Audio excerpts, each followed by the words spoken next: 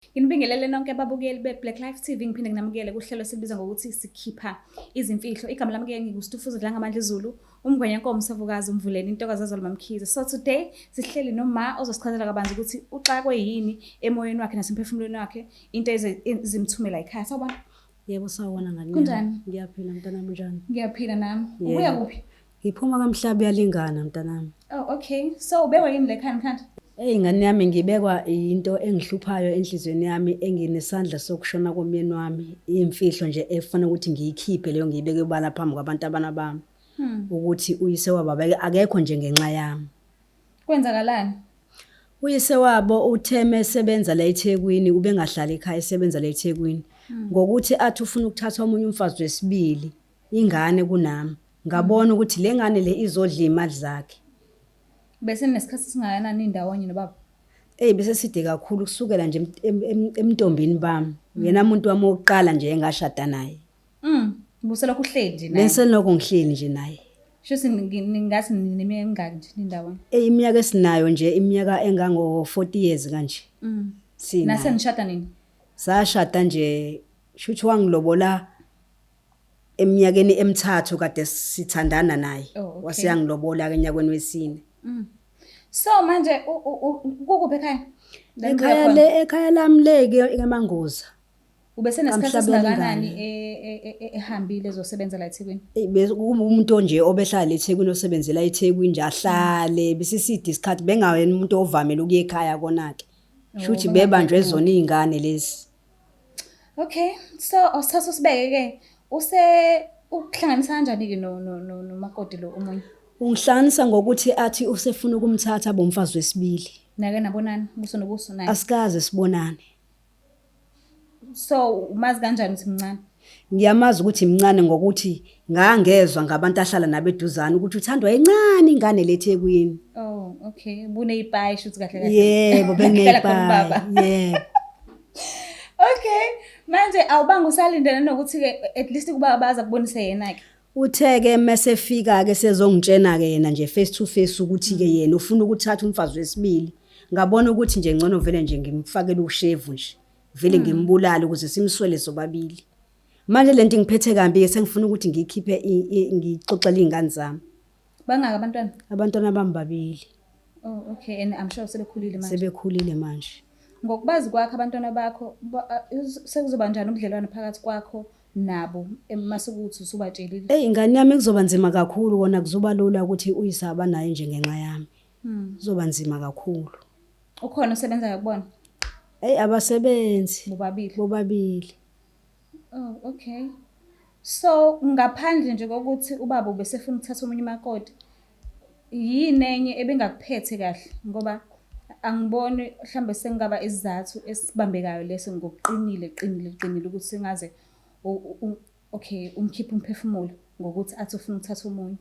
Iyona into eyangicasula nje leyo ukuthi athi ufuna ukuthatha umfazi kubanele mina sengihlale naye isikhathi eside yangaka sengizengagugala kuyena. Athi yena ngoba naku sezothola impatient zakhe yebo inkinga imali abese thatha omunye umfazi azongidlisa le mali le. Hayi ngibone kahle ngane yami ukuthi ngeke ngilunge. Khona ke ubaba iziphi izinto eziphathekayo sebekwenzela zona ngaphandle kwekhaya lini? Ekhaya nje wakha umuzi wangitholisa labantwana. Yena izinto nje ngathi yebo beloko efaka ke lo madlana yakhe ke engatheni lokho efaka lo madlana yakhe engatheni. Kusho ukuthi kahle kahle imali yakhe beyidla nalomuntu wakhe. So ubaba usumbulala kanjani ke? Ngihambile nje ngitshene omunye umngane wami nje ngahamba ngayomfunela umuthi ndawana thize. Ngabuya ngamfakela ekudleni. Wayevakashile ekhaya? Beyivakashile ekhaya. Oh okay. Sure.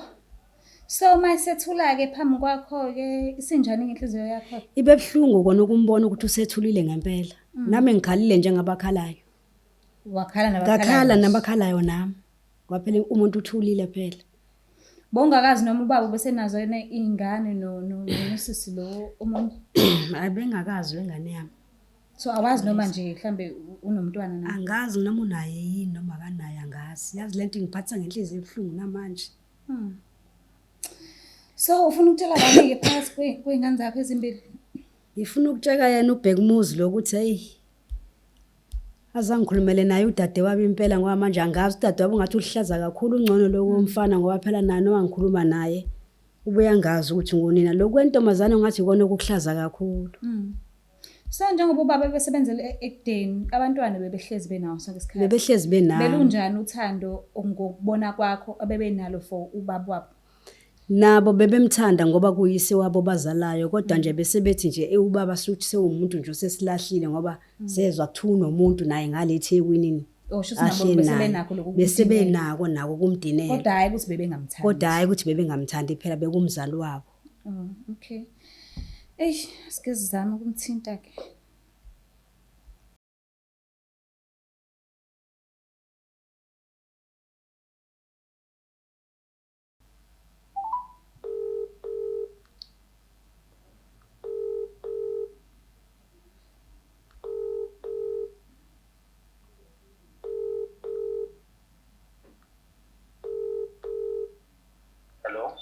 Sawubona bhuti. Yebo njani? Ngiyaphila kunjani? Hayi ngiyaphila nami. Ukhuluma noSitufuza dla ngamandla ezulu from iBlaqlife TV. Ngihleli nomama wakho lana. Uthi khona acela ukuthi akukhulumisane nawe ngakho. Ngicela umlalele. Okay. Unjani ngane yami? Ngiyaphila ma unjani? Ngikhona. Khona into ebengicela ukuthi sikhulume ngayo nje eyimfihlo eyenzeka phakathi kwababa wakho nami. Imfihlo. Yebo. Kade nje ashona nje. Yebo kade ashona ngiyavumelana nawe kodwa lento lokhu ingihleli nje ngidla. Okay, yini le ma? Wengane yami la ekubaneni ubaba wakhe eshonile washona ngenxa yesandla sami ngokuthi uyakhumbula ethi uzothatha omunye umfazi omncane. Hayibo, ngesandla sakho? Yebo ngane yami. Hayibo. Ngiyakutshela manje ma. wenzeka nje nami nje ngihlohlwa abangane nami ngahamba ngayofuna umuthi lapha kaMambhele phesheya ukuthi ngimdlise. Hayibo. Yebo. Hayibo, mawenza kanjani into ebuhlungu kanjalo kodwa? Kwenzeka ngane yami nami inhliziyo phela uyazi na ukuthi ayiphakelo. Awukushuthi ngakho nje ungafunanga ukuthi kuyohlolwa isidumbu sikababa? Yebo. Kwaba yikona nje ngangisaba. Hayibo. Ngiyazi ke lento ngizoyithini mina hayibo. Hawu ngiyaxolisa kakhulu bantu abami badla nezini ingixolele. Lento ayingiphethe neze kahle iyangidla. Hayibo masihlupheka nje kushuthi wena phela sihlupheka. Hawu Ngoba phela wabo kwahamba ubaba sinalutho thini. ngiyaxolisa ingane zami. Hayibo kodwa usisi uyayazi ukuthi yena lento. Akayazi nje wasengize ngaza la nje ngithi ngizokhuluma nje lana. Hayi yangithusa ke mina lento. Kushuthi wena uzosibulala phela.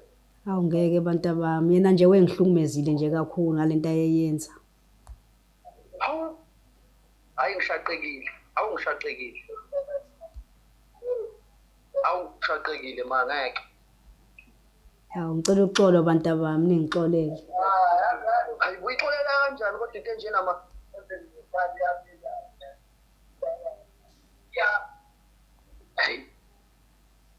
manje uya ku-TV straight awufundi la ukuthi ukhulume nathi indaba uzuye ku-TV. Bengesaba abantu abami bengesaba ngenzela ukuthi phela le ndaba nje izwakale nje nizwe kahle mhlambe ningayizwa ngami kube khona umuntu okwaziyo nongeseka ukuthi ngiyikhulume.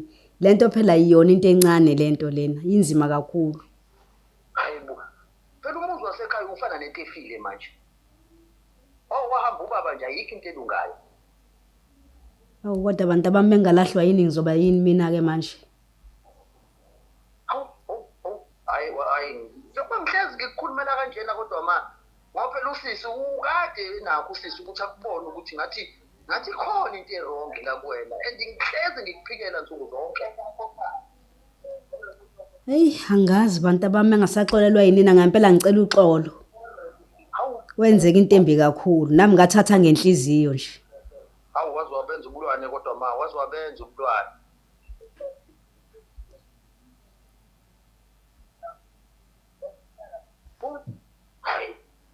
Kanti abantu kanjani?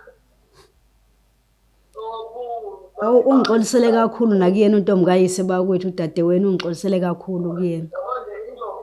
Inzima kakhulu lento lena. Njengoba sengize ngazange la nje kuyimfihlo ngathi angizoyikhipha ngoba manje iyangidla.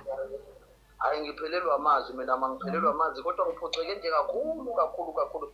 Ngeke ngazi phela mhlawumbe bakuhamba isikhathi kodwa nje ayingiphoxekile. Ngidumele. Awuyobe bantu bami. Oh. Hayi. Kanti emhlabeni kunjani lapha? Ikuphethe kanjani le ndaba futhi? Hayibo. Uma wami phela ngenza into enjena yazi ngikholwa mina kwamanje mhlawumbe ngizothi ngiyangipranka ngeke. Asithembe mase efikile ekhaya nizokhona ukuthi nikhulumisane ubuso nobuso because uye washo ukuthi uyasaba uma ngabe kuthiwa uzikhulumela nani enibone lapha ekhaya.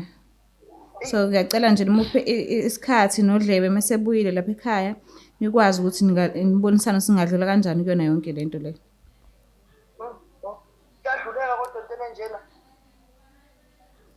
Siyathemba ukuthi izoba khona indlela engase nikwazi ukudlula ngayo kuyona lento.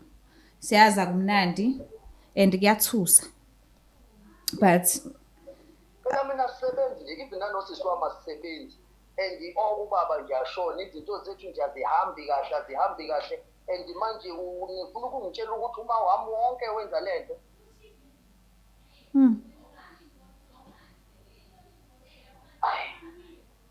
Bengicela ukuthi umlindi afike kahle lapha ekhaya khona nizokhona ukukhulumisana kahle nonke njengomndeni.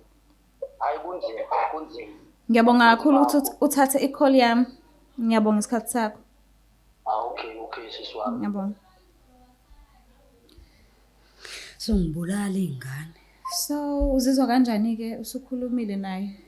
At least usushilo ukuthi kwenzakalani. Sengikhulumile kona ke kodwa nje ukuthi manje sindaba seyisele ngakubona ukuthi bazongithatha kanjani angazi.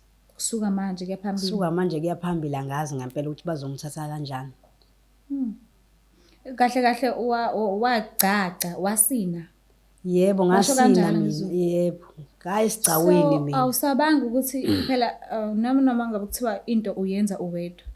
Kodwa abanikazi bekhaya abangasekho basuke babona isibenzakalani. Awubanga usaba novalo lokuthi kuzo isimo sizoma kanjani mhlambe bazo nje into enjalo nje. Ungakuphunja ulimi ngaba nako lokho kwesaba nokuthi nje phela abadala bazothini kodwa ngathi nje ngoba sekwenzeke nje inhliziyo yami nami ilimela zilime ziyetsheni.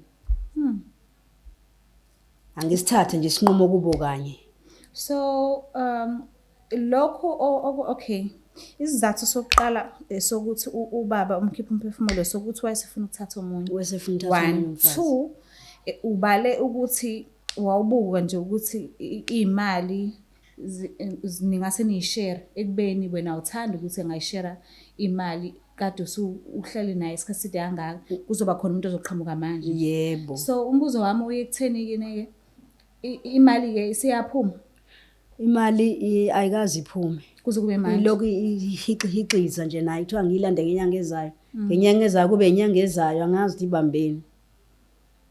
Awubona mhlambe ukuthi mhlambe kufa kube khona into eyenziwayo ukushweleza ukuxolisa mhlambe ngoba awazi nawe uyachaza ukuthi kuvimbeni manje. Angazi ukuthi kubambeni ngeke ngithi mhlambe umnikazi wayo ibambile ngoba wahamba phela naye engakazimiseli ngokuhamba emhlabeni. Siyabonga kakhulu mama ukuthi usivashele kuhlelo lethu but ke lezi indaba lezi zibucayi kakhulu enginesho ukuthi ngabe ziyakugqilaza enhlizweni ziyakulimaza futhi nasemqondweni. So ngicela ukuthi sikubhukhele i-counseling ngokuvunyelwa wena. Ngajabula kakhulu ngani yami. Alright kulungile. Yebo. Niyazibonela ke nani lapho babukela emakhaya ukuthi isimo sibi. Ngiyaxolisa nje ukuthi ngifome phambi kwenu. Kuyashisa la ngikhona.